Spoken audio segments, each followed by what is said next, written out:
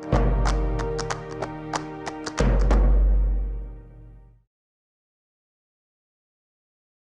thank you so much for joining us, everyone.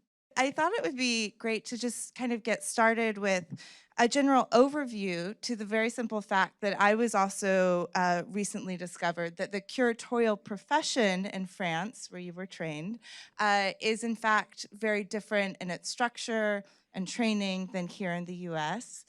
So I thought it might be enlightening for our audience to hear both a little bit about how you came to be a curator and then also kind of the specifics of your training in France so that you ended up here today.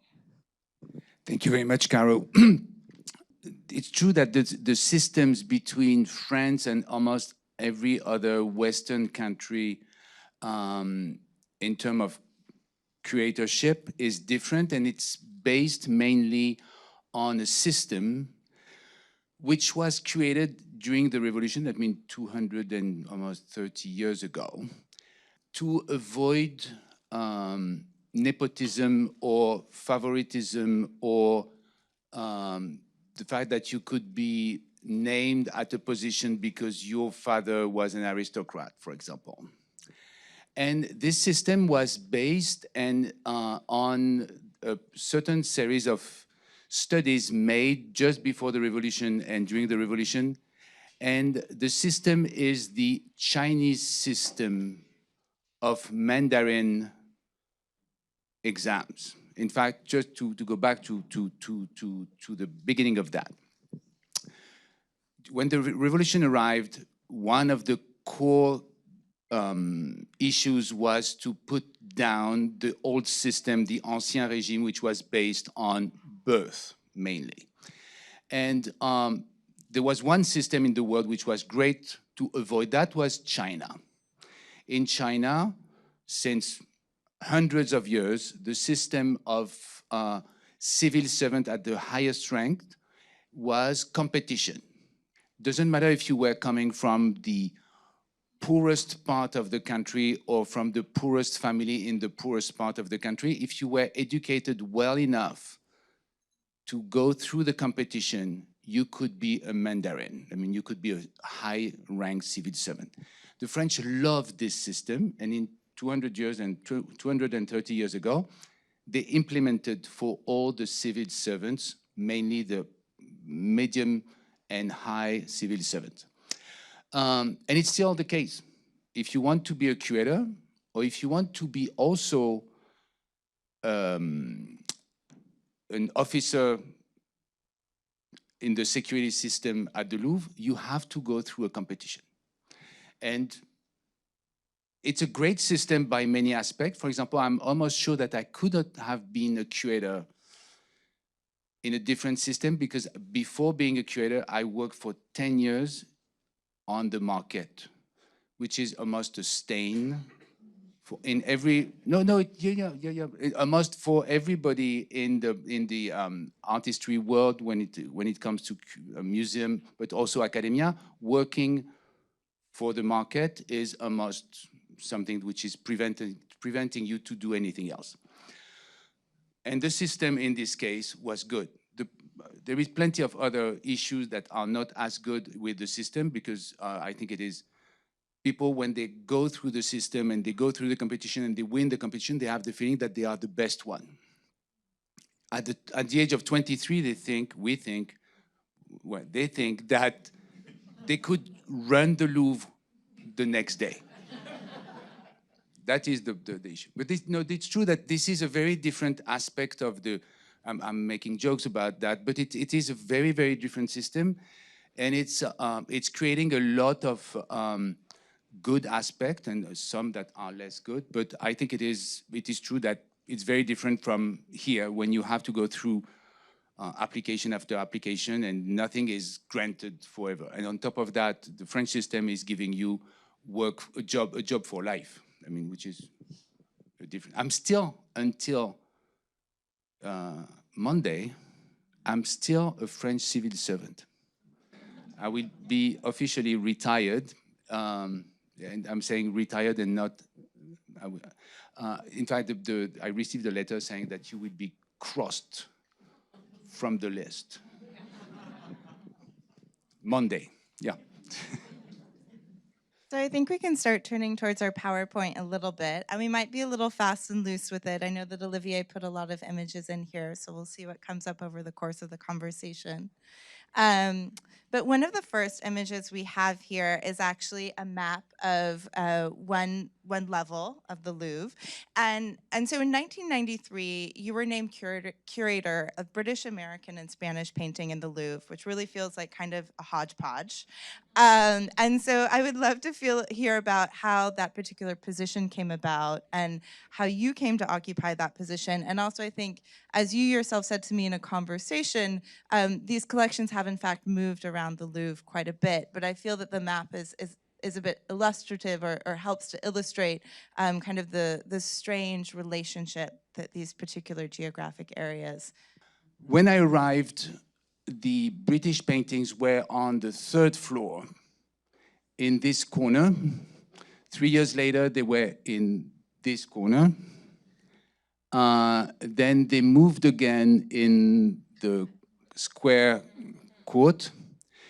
In fact, nobody knows what to do with British art in France. And it's partly true. And I think that when we started to talk, Caroline and I, about the conversation tonight, I said, okay, the title is Curating British Art. I think, and I'm serious when I say that, I think the proper title would be probably Curating British Art in France. Because curating British art in England is a very different topic. Curating British art in Spain or in Italy or in Germany is a very different thing. The relationship between the two countries, France and England, there is no news for anybody, has not been the best for 1,000 years, and it has been, no, it has an effect on that.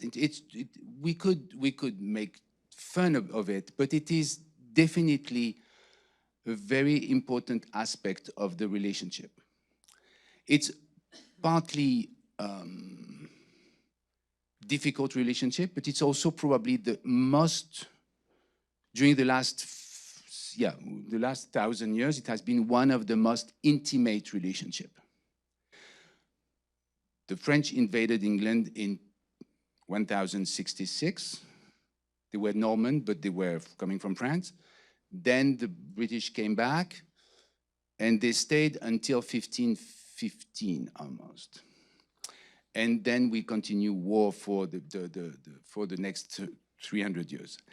It's true that working on the British art collections or British paintings in France has been an immense pleasure, because in fact it was also going to a completely unknown territory. Nobody really worked on that before. Nobody taught that also almost. To give you an idea, I taught British art at the École du Louvre at the end of the 90s, and I think the last course about British art at the École du Louvre was 1912, which is making, yeah, if you think that you are working on a new territory, this is a new territory. And so I think that gets us to, was this the first exhibition that you did at the Louvre? The first exhibition that you did at the Louvre, which I read some of the press from the exhibition, which was a little controversial from what I gathered. So perhaps it would be great to hear about this exhibition and both the thesis of the exhibition and then also the impact at the time and later, and why it was controversial. Well, the exhibition was, I arrived in 93, the exhibition took place in 94. The reason for this very fast pace was there was an exhibition that was supposed to happen at the fall of 94, and it was canceled at the last minute. And there was a need to fill the gap. And as I arrived in 93, the director of the painting department told me, okay, you could do that. It would be a good way for you to go into the water and try to swim, or to try to learn to swim during the next Or 12 drown. months. Yeah.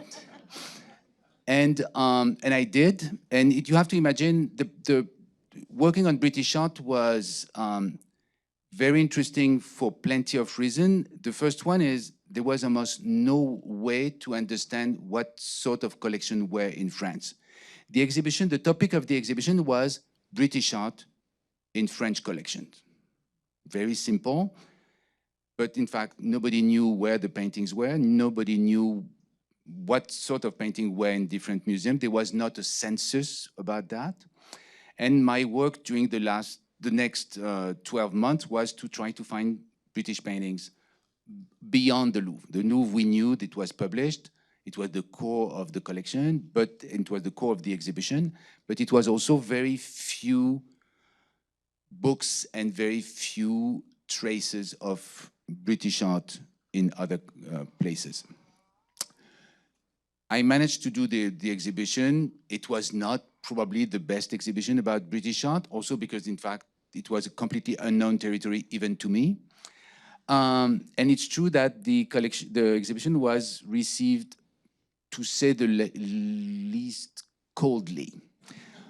One of the best review, one of the most visible review, which was in the equivalent of the New York Times, which is Le Monde, the title was probably a British art exhibition, and then the subtitle was an exhibition to forget. And I remember the director of the Louvre calling me. I was away when it happened, and the director called me and said, Olivier, you know that we all need to have in our career a very bad review.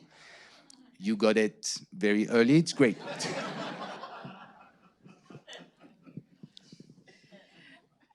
I think one way that might be, and these are some of Olivier's publications up here. I wondered, is your Turner book sold in our gift shop? I think so. Sure. Yeah. Okay, I wasn't sure. It has been translated from French to English. Yeah. Just quite a prolific. I think it can be easy to forget when someone holds an administrative role such as director, the prolific scholarship and work that it often takes to reach that kind of position. And Olivier really has been a force. Do you want to go back? Go back, yeah, because in fact there is one even before the one before. No, the one which I would like to mention is Constable. Constable, this is an exhibition that I made in 2002, something like that, and that this exhibition, I prepared it here at the Clark as a fellow. And the exhibition was Constable, curated not by me, even if I was curating it, but it was curated, Constable selected by Lucian Freud. And I worked with Lucian Freud to do this exhibition, but the thing I want to say is I'm extremely grateful to the Clark for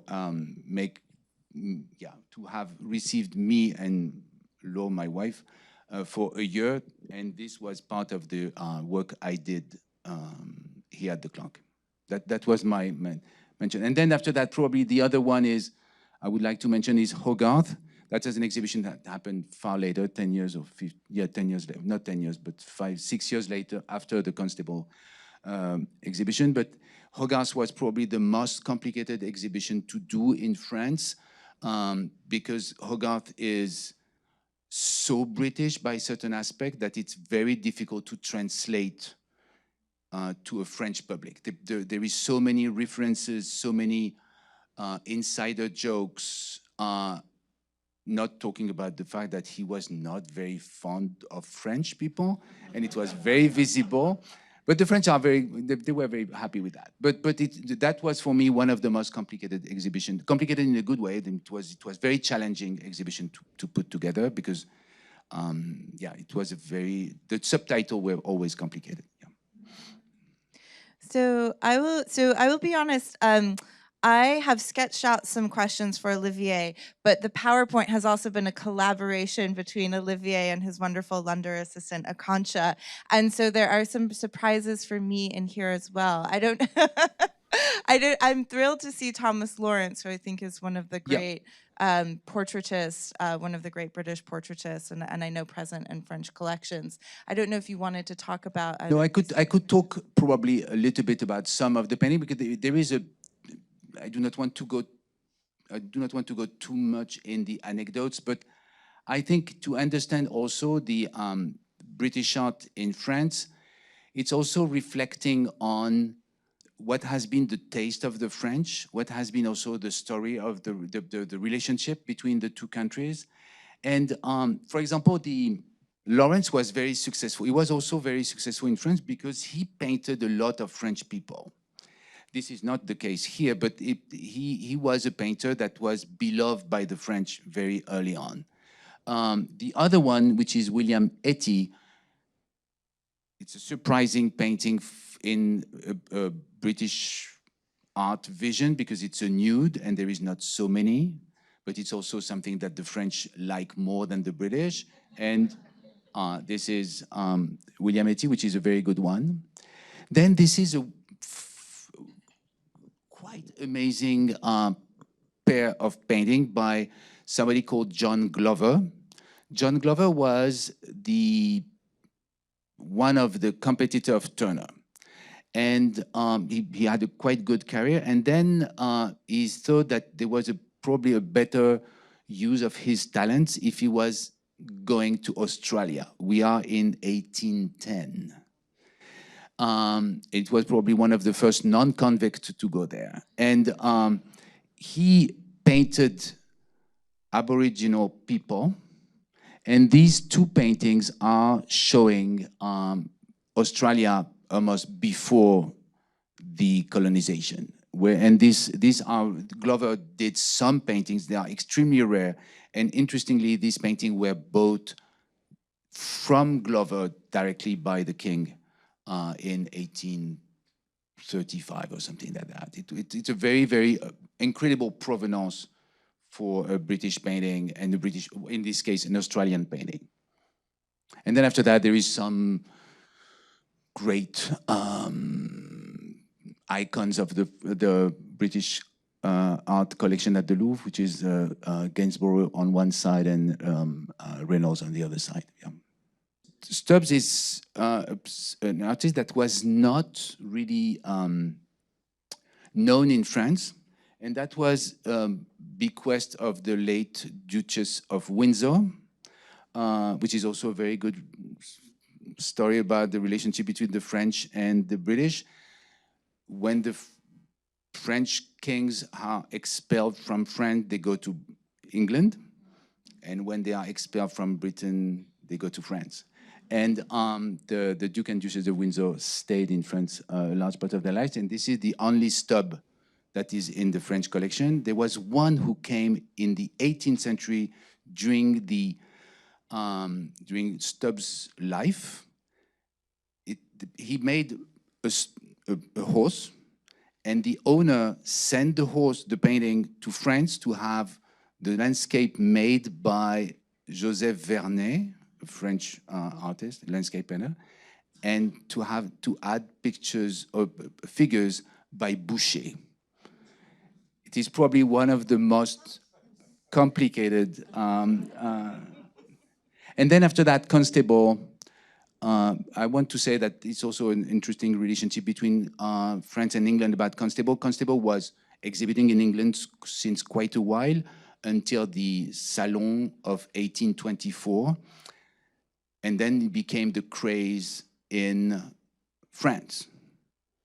And his brothers wrote him a letter. Constable never came to France. He was not at all pleased with the idea of being in France. But he was extremely successful. And his brother said, now that the French recognize you, we will recognize you. And it's true that his career changed completely overnight after the success of the Haywain, and that you put, yeah, later. This is a history of British art here. Yeah. This painting was exhibited at the Salon in 1824, and it was probably the most influential painting at the Salon and one of the most influential painting in the French art history, because in fact, almost all the genealogy of landscape in the 19th century started with this painting. And interestingly, the most important painting by Constable, what we call the 6-footers, that means the ones that are very large, half of them were collected by French people before going back to England. So I will say, so this is an article that I found when preparing for this interview, and I just had to put the shout out that Olivier gave for the Clark Art Institute from his time here. But it's also an article in which I thought you made a really interesting remark, as Olivier's previous discussion of the Haywain was just alluding to. There's a general thinking that really with 1824 and this 1824 Salon, that's really the moment in which kind of British art in France kicked off. But a large part of Olivier's written work has argued, no, in fact, there is this longer tradition. And one point you make is that there is a tradition of British art kind of on French soil in the pre-revolutionary period, and that some of the British ideals that are circulating around kind of democracy and politics, you think play a role in the impact and influence of British art in this period. And it's kind of a concluding remark you make in this article. But I wondered if you could maybe speak to that a little further, and I'll pause there, and then I have a follow-up. No, it's true that this article, and I reread this article recently for technical reasons, and I was surprised to rediscover that this story about British art, first, for a lot of art historians, British art does not start really before the 18th century.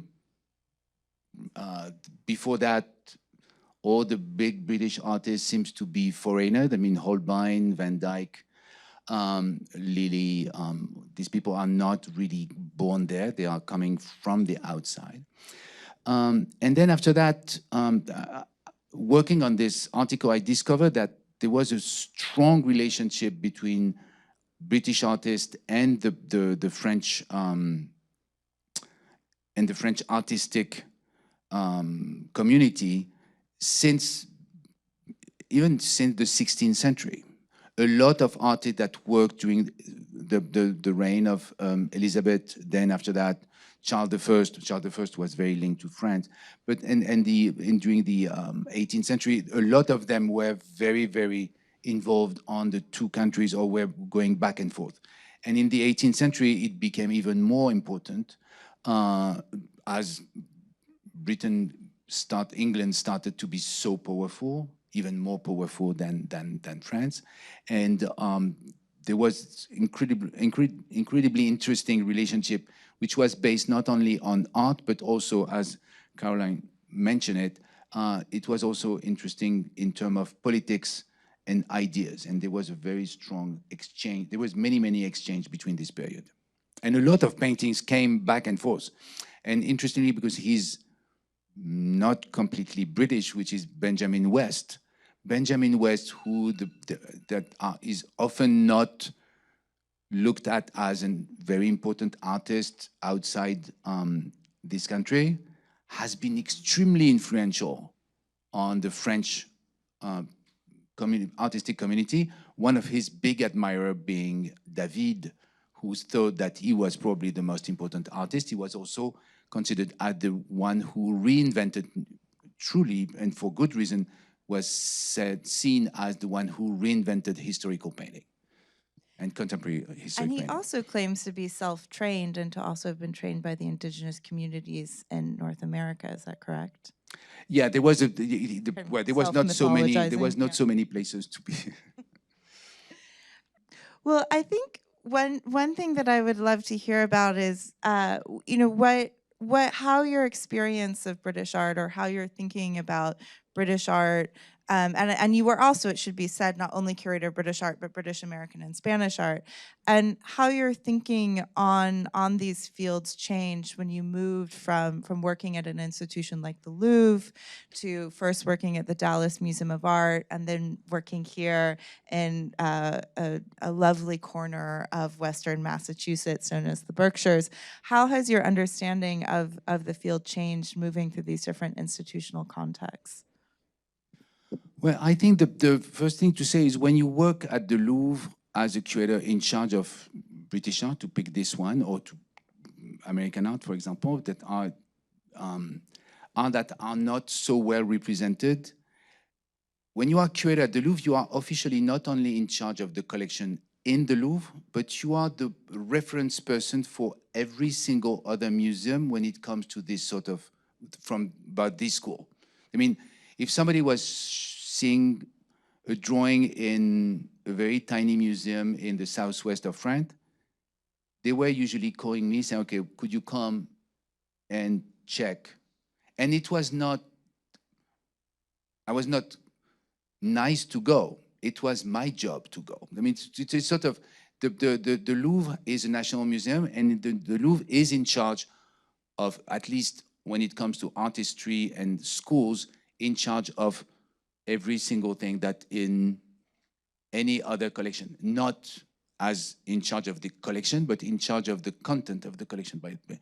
For example, if they want to buy, if it's tiny museum want to buy a painting by a British artist, they would come to me to have an advice, and this would be a sort of administrative step, which is, of course, very different from here, when in fact you are completely independent. When you are in Dallas, you do not care about what is the opinion of the Met.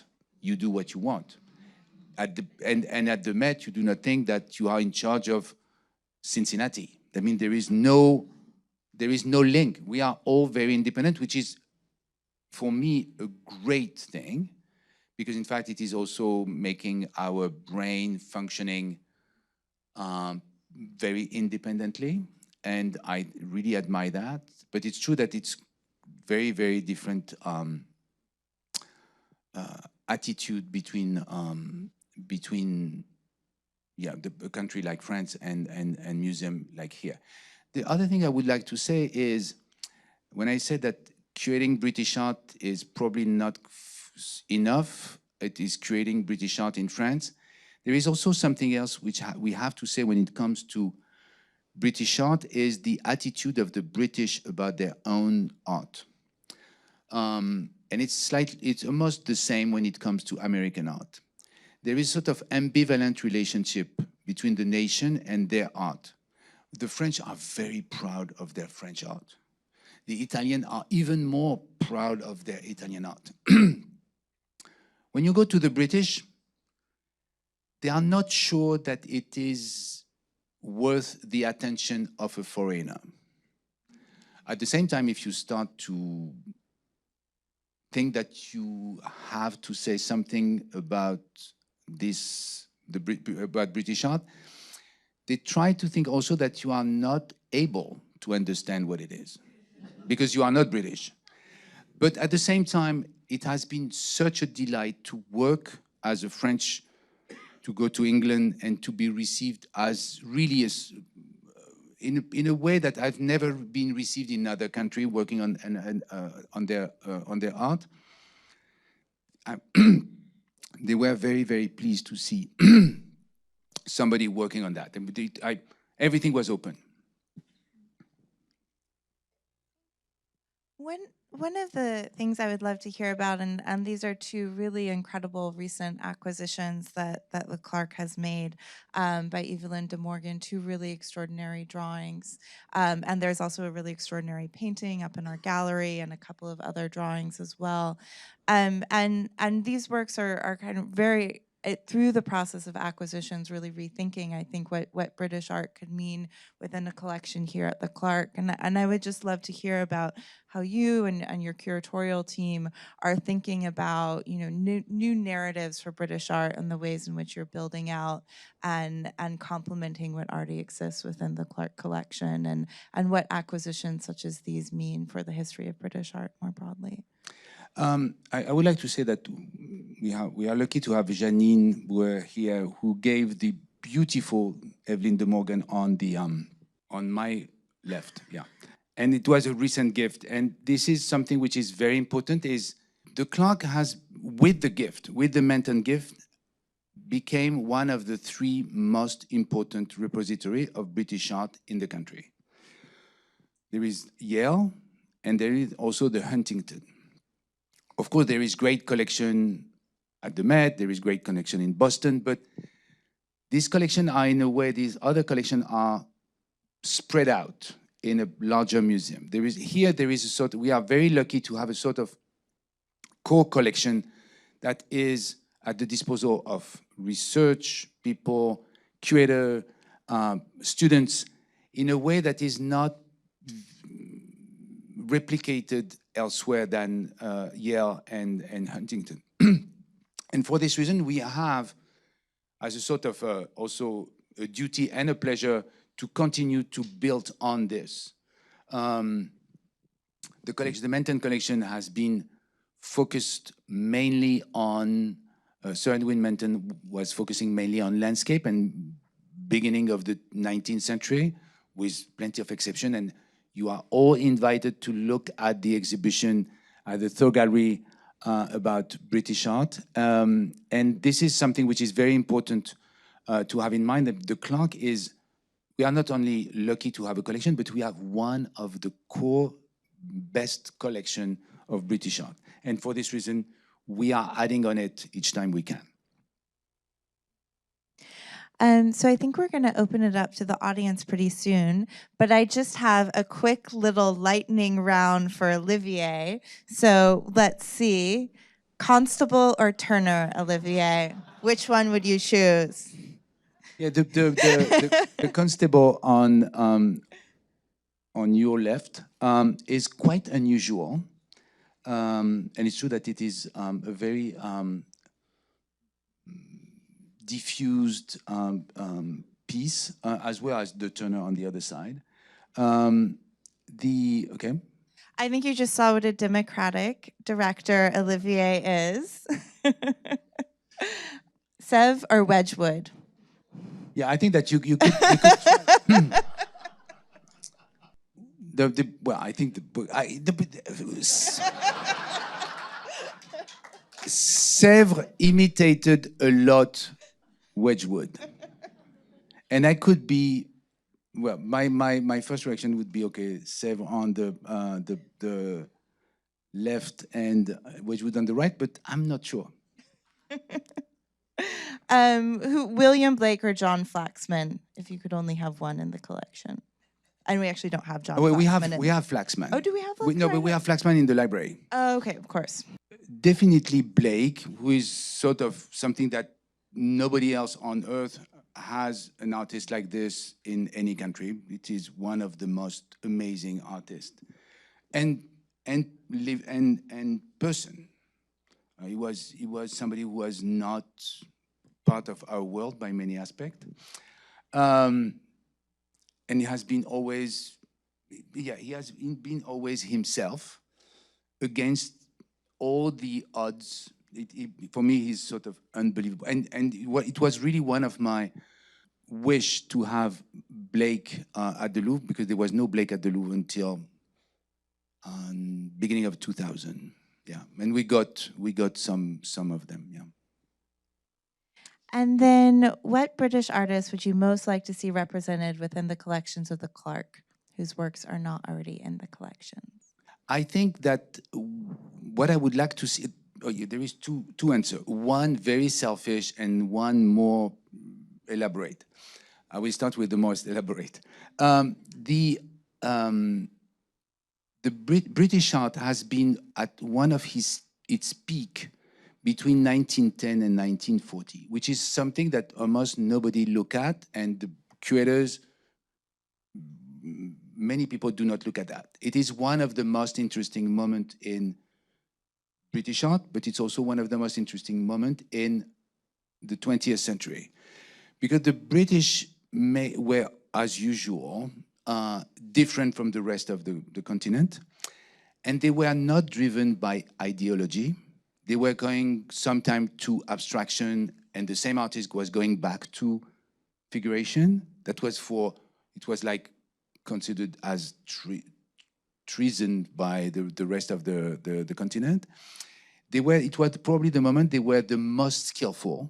They were not driven by their intellectual skills, but they were really driven by their hand. And it was probably one of the best moments of British art for that. And just to also say something about British art that my boss at the Louvre, Pierre Rosenberg, told me at the very beginning. He said, you have to understand, we do not think that they are good, but they are always 50 years ahead of us. And it's true for many reasons. Romanticism has been far before France in England. When it comes to neoclassicism, the same. When you come to Constable and landscape, the same. They are always 50 years ahead of us. And it is something that, we have always to have in mind. The selfish response, and I'm not sure that I will be able to bring that to the clock, but there is one artist which is great. Its name is Atkinson Grimshaw. Atkinson Grimshaw is, if you have one,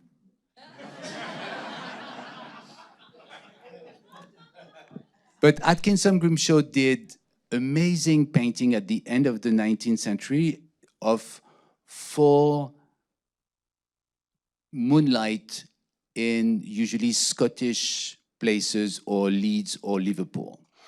And it is one of the most amazing artists when it comes to light. Whistler, and this is, I discovered that recently, and because I'm sure that if I go to the board to have that approved, everybody will say, no, Olivier, we cannot go so bad. We cannot go so bad, so much in bad taste. Whistler said himself that he never succeeded to be as good as Atkinson Grimshaw. And that will be my selling point when I will bring an Atkinson Grimshaw in front of the board to have that approved. And Esther and everybody. But I started already to plant some seeds about that. And I think the final question from me, and then I'll turn it over to all of you, is what work from the British School of Painting do you return to again and again in the collection? So it doesn't have to be a favorite, but just one that constantly surprises you, or that is a bit like an old friend, or that you just find kind of stuck in your mind no matter what. I think for me, the one I'm always surprised by is, in fact, it's not only one, but there is 3 or 4 like this, are the sketches by Constable. There is something that is, I would say, ununderstandable. He has a sort of relationship with reality that nobody has like him.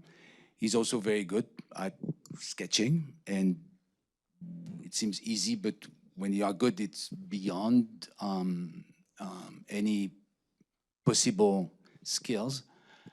And this is probably, the paintings I like to go back, or I would say inadvertently go back. I'm walking in the galleries, and then I say, oh, that's, and I'm going back to 1 or 2, always the same, I think Caitlin is in the audience with a microphone, so we'll open it up to you and any questions people might have. And I think we have one right here in the front row.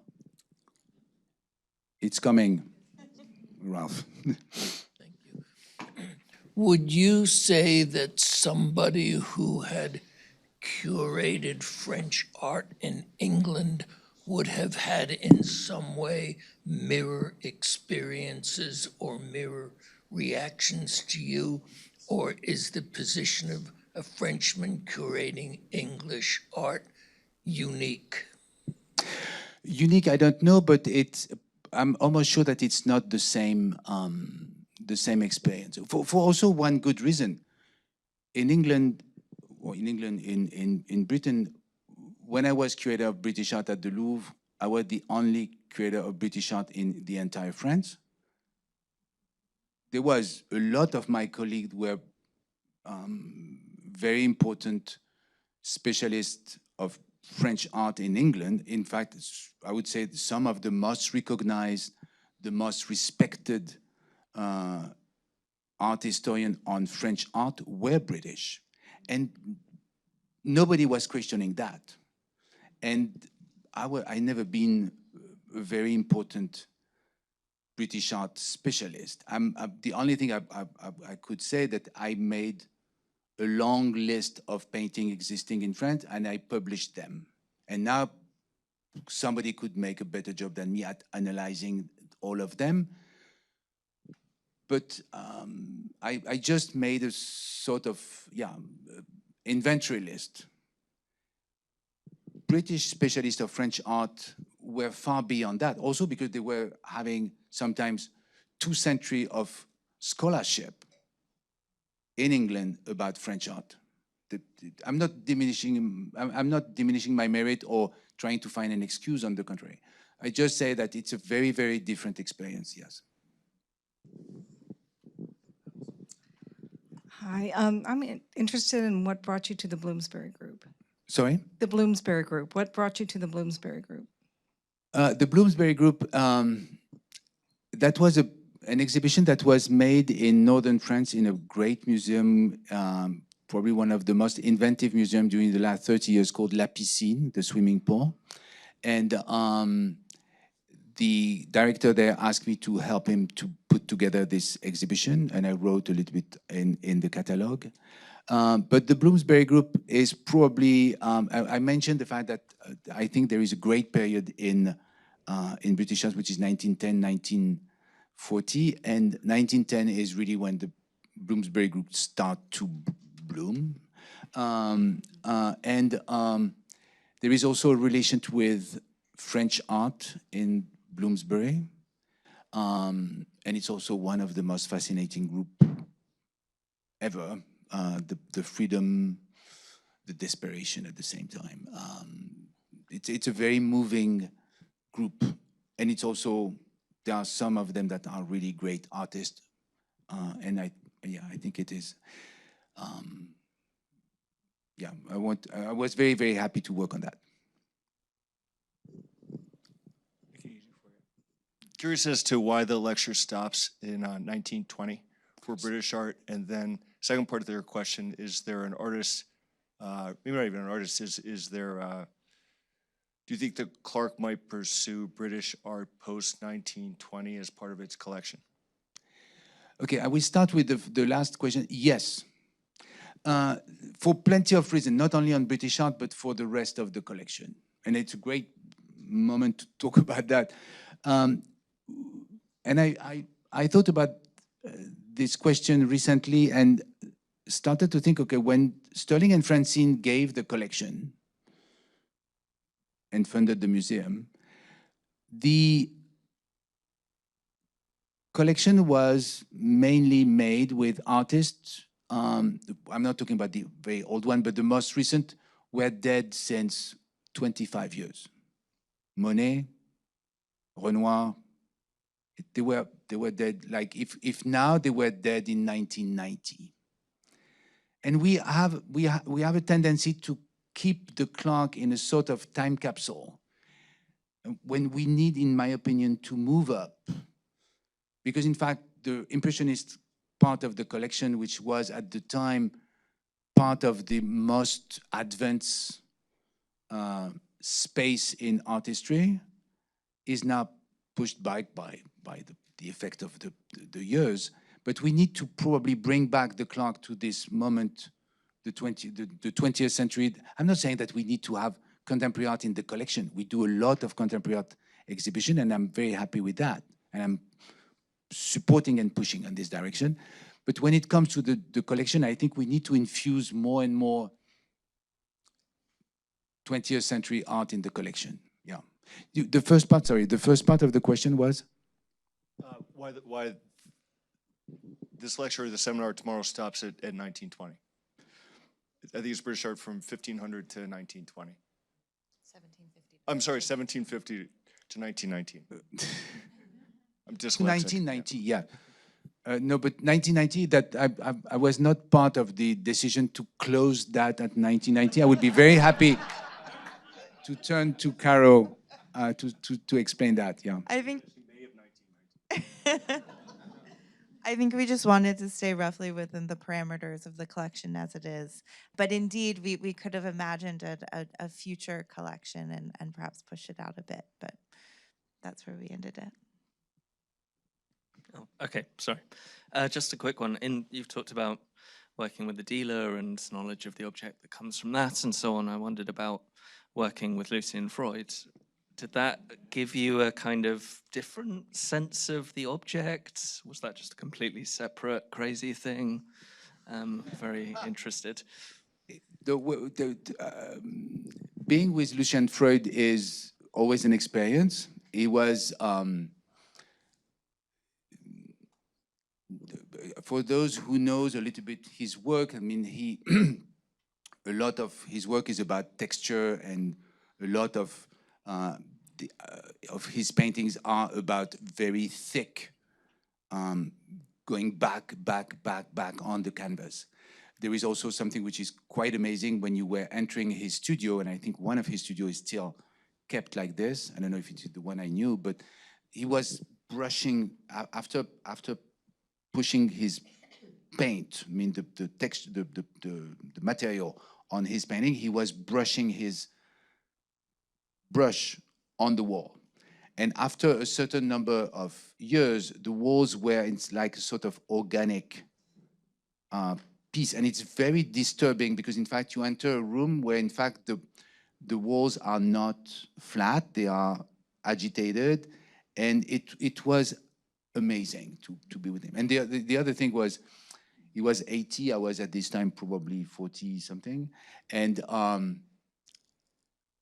I remember after 3 hours in his studio, we went back. It was on the 8th floor without elevator. And he climbed down, and I was not able to follow. And then he went in his big car, and I remember that he started, and there was fumes on the tires, that he was 85 or something like that. Yeah. Hi, thank you so much. This is another Constable question, I'm afraid. So many of the sketches in the gallery and elsewhere in the States were never intended by Constable to be exhibited. And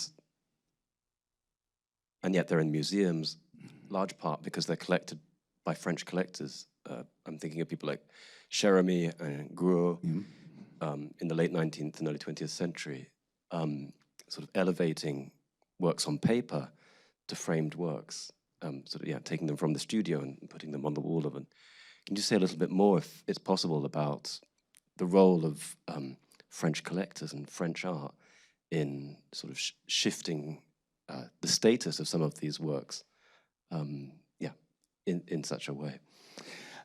It's a very interesting question because I'm not sure that I have an answer ready, but the French has been always more interested in the material aspect of painting. There are sketches were something very important already in the 18th century. Fragonard is a good example of that. We have one of the best Fragonard in this time. I mean, the Italians were also good at that. I mean, there is a sort of respect for the skill of doing things quickly and doing things also that are not fully accurate, but that creating a sort of reality. For this reason, I think the French were more respectful very early on of Constable sketches, and it's before Cherami. I think the very first painting ever collected by French was before even the Salon in 1824, and it was a sketch collected by a French painter who's called, very unknown, called Régnier. Then I think the second one was Delacroix, who got a sketch. I mean, the French elevated sketches in the hierarchy, when in fact the British were not thinking really too much about that. But I'm sure that Constable knew that it was important. Not he was thinking that he could sell them or he could put them on display, but for him it at the core of his work. Yeah.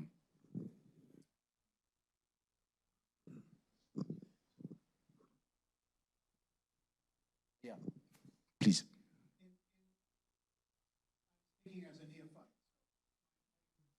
To Americans who collect British art, do we do it as Churchill once said, we're two people separated by a common language?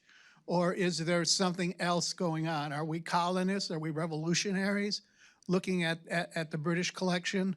Or is it just a kind of Gilded Age feeling that we should gather this up? That is a very, very complex question, and there is probably layers of explanation. Definitely, I think that there is a relationship between the American nation and the British nation with their art, which is more similar than we think. I think the Americans have also this ambivalent relationship with their own art. I'm not talking about the contemporary art, but when it comes to 18th, 19th century, I think there is, in a way, they are, I say they, but they both are acting as, this is our own art.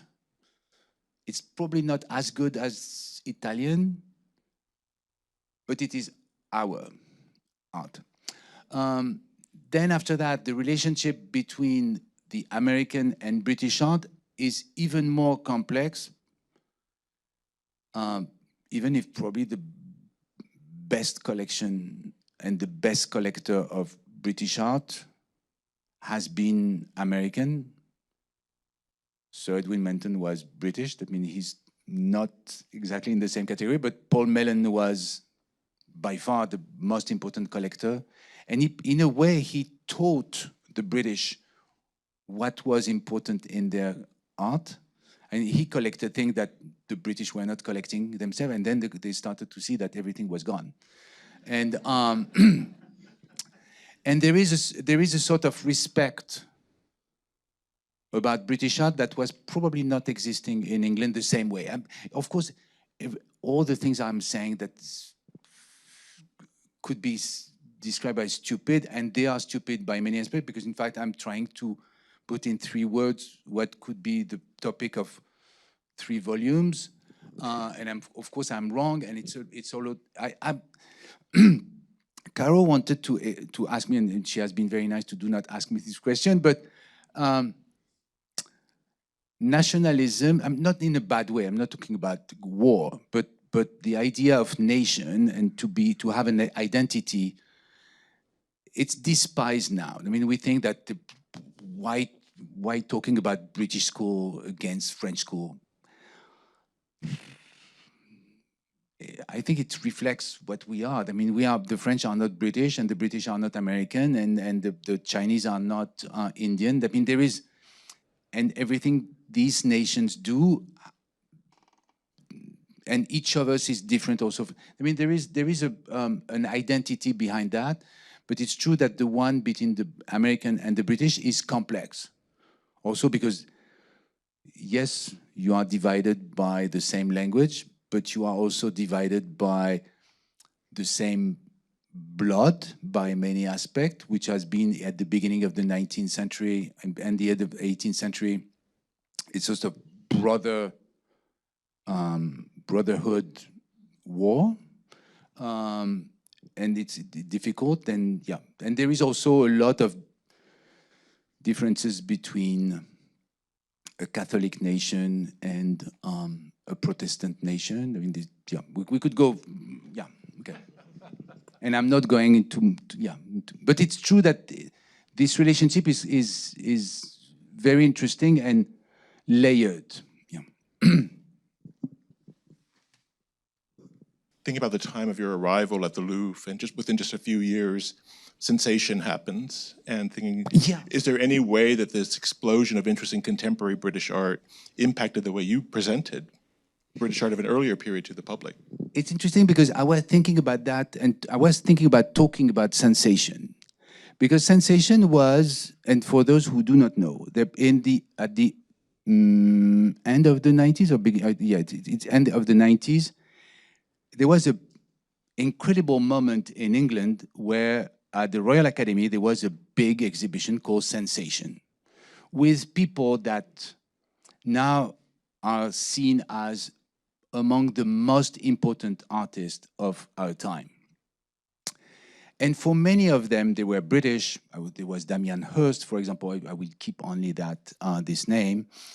For the first time, the British were suddenly reigning on the art world, worldwide, without any shame, any complex, any sense of guilt, which is usually quite often the case.